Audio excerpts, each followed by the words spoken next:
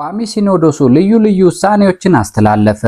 ቋሚ ሲኖዶስ ብፁዕ አቡነ ገብርኤል ከቤተ ክርስቲያናችን የነገረ ማርያም አስተምሮ ውጪ በፍኖተ ጽድቅ ጠቅላላ ማህበር አዳራሽ የሰጡትን ትምህርትና በማህበሩ ሚዲያ የተላለፈበትን ሁኔታ በተመለከተ በዛሬኛው መደበኛ ጉባኤ በሰፊው ተወያይቶ ለተወሰነ በያዘው ቀጠሮ መሰረት በጉዳዩ ዙሪያ ጥልቅ ውይይት ካደረገ በኋላ የሚከተሉትን ውሳኔ አስተላልፈዋል። አንደኛ፣ ፍኖተ ጽድቅ ጠቅላላ ማህበር በተለያዩ ጊዜያት ከቅድስት ቤተክርስቲያናችን አስተምሮ ውጪ በሚዲያው ያስተላለፈው የስህተት ትምህርትና የቤተክርስቲያናችንን አባቶች ሊቃውንትና መላው ህዝበ ክርስቲያኑን ያሳዘነ በመሆኑ በማህበራት ምዝገባ ክትትልና ቁጥጥር መምሪያ በኩል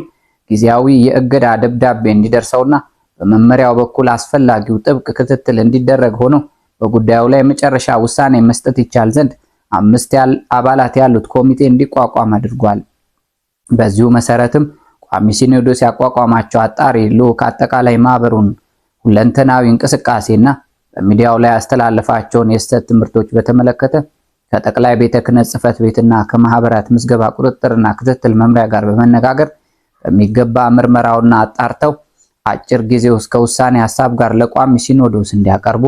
ሁለተኛ፣ ብፁዕ አቡነ ገብርኤል ማርያም ቤዛዊተ ዓለም አትባልም በማለት ከቤተ ክርስቲያናችን የነገረ ማርያም አስተምሮ ውጪ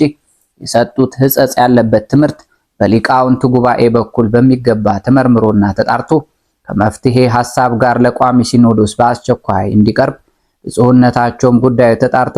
የመጨረሻ ውሳኔ እስኪያገኝ ድረስ በመንበረ ፓትርያርክ ጠቅላይ ቤተ ክህነት ጽሕፈት ቤት ግቢ ውስጥ በሚገኙ መኖሪያ ቤታቸው በተዓቅቦ እንዲቆዩ። ሶስተኛ፣ ብፁዕ አቡነ ፊሊጶስ የደቡብ ኦሞና አሪ ዞኖች ሀገረ ስብከት ሊቀ ጳጳስ የቅድስት ሥላሴ መንፈሳዊ ዩኒቨርሲቲ ፕሬዝዳንትና ብፁዕ አቡነ በርናባስ የደቡብ ካሊፎርኒያ ሀገረ ስብከት ሊቀ ጳጳስ ያስተላለፏቸው የስህተት ትምህርቶችና በሌሎችም መምህራን የተላለፉ ነቀፋ ያለባቸው ትምህርቶች ካሉ የሊቃውንቱ ጉባኤ ከቤተ ክርስቲያኒቱ አስተምሮ አንጻር በሚገባ መርምሮና አጣርቶ ከመፍትሄ ሐሳብ ጭምር በአጭር ጊዜ ውስጥ ለቋሚ ሲኖዶስ እንዲያቀርብ። አራተኛ፣ የኢትዮጵያ ኦርቶዶክስ ተዋሕዶ ቤተክርስቲያን መገናኛ ብዙሃን ስርጭት ድርጅት ለፍኖተ ጽድቅ ጠቅላላ ማህበር ሚዲያ የአየር ሰዓት የሰጠበትን ዝርዝር ሁኔታና ከማህበሩ ጋር በተያያዘ አየር ላይ ያዋላቸውን ትምህርቶች የሚያሳይ ሪፖርት እንዲያቀርብ ይደረግ በማለት ቋሚ ሲኖዶስ ወስኖ የዕለቱን ጉባኤ በቅዱስነታቸው ጸሎተ ቡራኬ ያጠናቋል።